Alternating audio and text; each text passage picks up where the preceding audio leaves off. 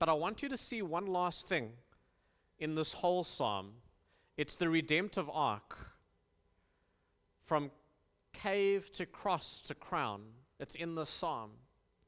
You see, Psalm 54 is not just, David's private journal entry. It's part of a larger story. It's a story that runs from David's cave to Christ's cross to the crown of the kingdom. And the whole psalm structures itself in the sweep of redemption.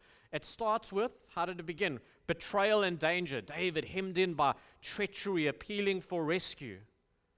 That's the experience of God's people in a fallen world, surrounded by hostility, sometimes within their own households, waiting for deliverance.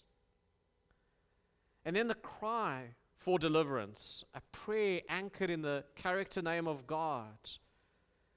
It moves then to confidence in God's help, a little shift from panic to proclamation. And then to sacrifice and thanksgiving, a vow to worship the God who saves.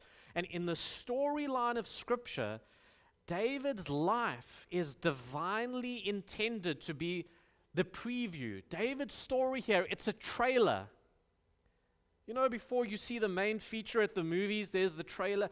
It's a trailer of the life of the great king who would come from David's line. Because just like David, Jesus was betrayed by those close to him. Not only Judas, but the religious leaders of Israel. His own people did not set God before them.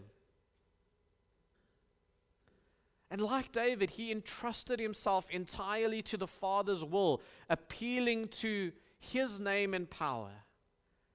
And like David, he was surrounded by ruthless men who falsely accused him and hunted him.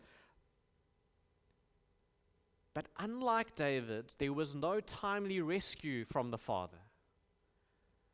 No sudden diversion of the enemy or escape into the wilderness. Where David was spared the sword, Jesus stepped forward to meet it. Where David prayed for deliverance and received it in a moment, Jesus prayed in Gethsemane, "Let this cup pass," and then drank the dregs of it. And his apparent failure to be rescued was not a failure at all. It was a deliberate choice to stay in the cave until the stone was rolled in front of it.